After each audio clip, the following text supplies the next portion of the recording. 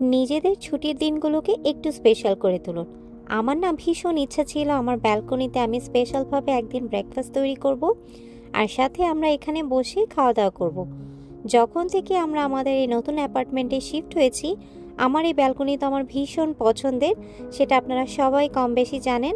আজকে স্পেশাল ব্রেকফাস্টের ব্লগে আপনাদের সবাইকে ওয়েলকাম জানাচ্ছি আমি। So let's get started. Hello everyone, welcome back to my channel. কেমন আছেন সবাই? আমরা তো আলহামদুলিল্লাহ ভালো আছি। তো আজকে স্পেশাল ব্রেকফাস্টের ব্লগে আপনাদের সবাইকে ওয়েলকাম জানাচ্ছি। বানাচ্ছি আজকে পরোটা, কিন্তু এটা নিজের হাতে না। যে প্যাকেটটা দেখতে পেরেছেন এটা আমরা এনেছিলাম কসকো থেকে। তো কসকোতে নতুন ইন্ডিয়ান এই পরোটাটা সেল করছে। এটা ভীষণই মজা। আপনারা চাইলে কিন্তু আপনাদের নিয়ার বাই কসকো থেকে এটা কিনতে পারেন। এটা করতে কিছুই লাগবে না, আপনি শুধু 1 মিনিট জাস্ট একটু সেঁকে নিলেই হবে।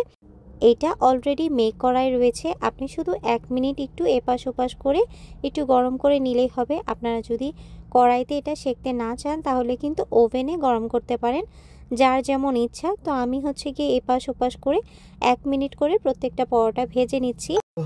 আমি কিন্তু ফ্রোজেন পরোটা তেমন একটা খেতেই পারি না বলতে গেলেই চলে, কিন্তু আমার কাছে এই পরোটা ভীষণই ভালো লেগেছে। একদম হাতে বানানো যেরকম পরোটার স্বাদ ঠিক তেমনটাই লেগেছে।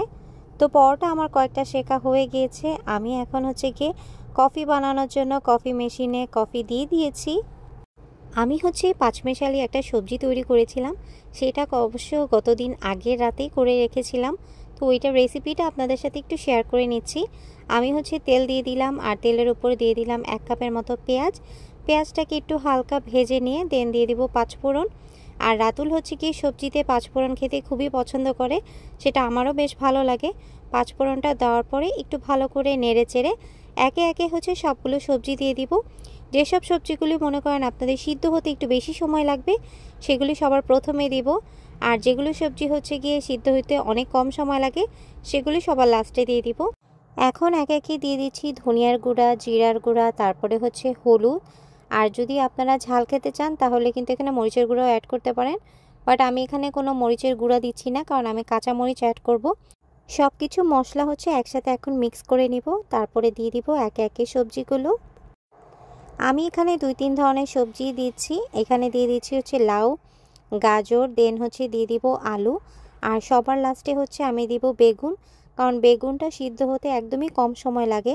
তো সবগুলি সবজি দেওয়ার পরে এখানে হচ্ছে ভালো করে একটু মিক্স করে নিচ্ছি। আর আমি কিন্তু এখানে মিষ্টি কুমড়াও অ্যাড করেছি। আমার কাছে কিন্তু মিষ্টি কুমড়া খেতে বেশ ভালো লাগে। আমি মিষ্টি কুমড়া কিনে এনেছিলাম সি ফুড মার্কেট থেকে। আর দিয়ে দিব সামান্য লবণ। তারপরে সে সব কিছুকে একসাথে মিক্স করে ওয়েট করব 10 মিনিটের মতো। সবগুলো সবজি যখন একবারে সিদ্ধ হয়ে আসবে সবার লাস্টে আমি বেগুন দিয়ে দিচ্ছি, আর দিয়ে দিব হচ্ছে কাঁচামরিচ। কাঁচামরিচটাকে মাঝখান থেকে একটু ফেলে দেব যাতে এটাতে খুব সুন্দর একটা ঝাল ঝাল ফ্লেভার আসে। আর তারপরে সব কিছু নাড়াচাড়া দিয়ে এখন ঢাকনা দিয়ে আরও 10 মিনিটের মতো রেখে দিচ্ছি। আর এই তো তৈরি হয়ে গেল আমার পাঁচফোড়ন দিয়ে পাঁচমেশালি সবজি। সবার লাস্টে দিয়ে দিব একদম ফ্রেশ ফ্রেশ ধনিয়া পাতা। ধনিয়া পাতা দিলে কিন্তু খুবই সুন্দর একটা ফ্লেভার আসে। এই সবজিটা কিন্তু আপনারা রুটি, পরোটা বা ভাতের সাথেও খেতে পারেন, খেতে কিন্তু ভীষণই মজার হয়েছে। সবজির সাথে আরেকটা আইটেম অ্যাড করব, সেটা হচ্ছে ডিম পোচ। তো এখন ডিম পোচ করার জন্য কড়াইতে তেল দিয়ে দিয়েছি, আর ডিমটাও দিয়ে দিয়েছি। অনেকে কিন্তু হাফ বয়েল ডিম খেতে পছন্দ করে, আবার অনেকে হচ্ছে ফুল বয়েল। আমি কিন্তু ফুললি কুকটা পছন্দ করি, কারণ আমার কাছে হাফ কুকটা ভালো লাগে না। তো সামান্য এখানে লবণ দিয়ে দিচ্ছি, তারপরে দিয়ে দিব সামান্য গোলমরিচের গুঁড়া। আর এই তো তৈরি হয়ে গেল আমার ডিম পোচ। সবজিটা কিন্তু খেতে ভীষণই মজার হয়েছে, আর আমার কাছে কিন্তু এরকম পাঁচফোড়ন দিয়ে সবজি খেতে বেশ ভালো লাগে। আমাদের দুইজনেরই পাঁচফোড়ন খুবই পছন্দের। তার দেখেন সবজিটা কিন্তু দেখতেও অনেক সুন্দর হয়েছে। আর এখন গরম গরম সার্ভ করব সবজি, ডিম পোচ আর হচ্ছে পরোটা। সাথে আমি এখন হচ্ছে গরম গরম কফিও বানিয়ে নিয়েছি।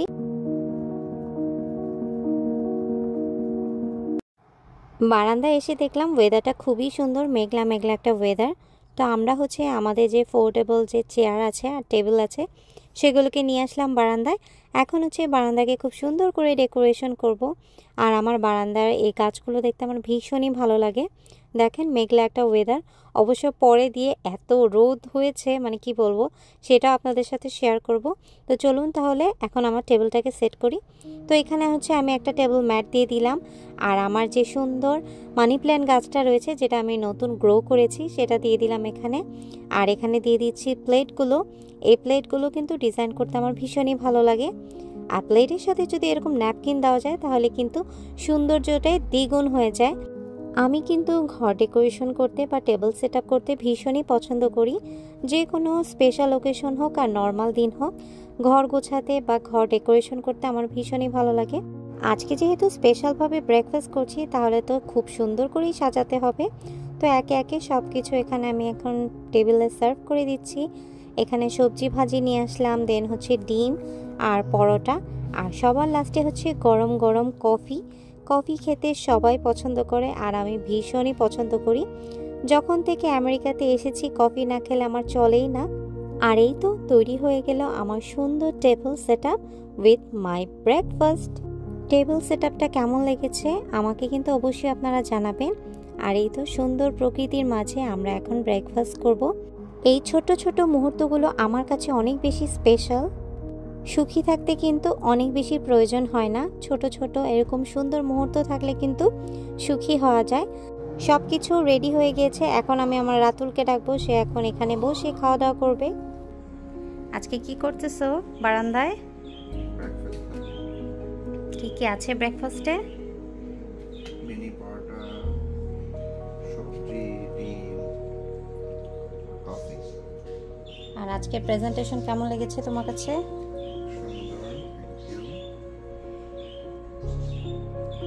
সুন্দর লাগতেছে কিন্তু রাতুল তোমাকে, ফ্রেশ।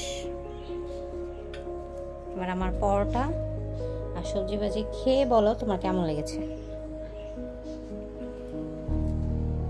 এই হচ্ছে কি আমার বারান্দা। সবাই তো আমার কম বেশি বারান্দা চেনেন।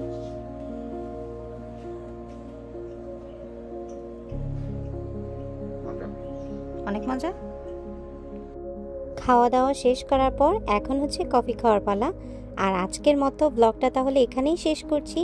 সবাই ভালো থাকবেন। আর সকালবেলা দেখিয়েছিলাম না মেঘলা একটা ওয়েদার, আর দেখেন দুপুর 12টার দিকে কি অবস্থা, কত পরিমাণে রোদ এসেছে বারান্দার মধ্যে। ব্লগটি আপনাদের কেমন লেগেছে আমাকে কিন্তু জানাতে অবশ্যই ভুলবেন না। আমাদের জন্য সবাই দোয়া করবেন। আজকের মতো তাহলে এখানেই বিদায় নিচ্ছি। আল্লাহ হাফেজ সবাইকে, বাই বাই।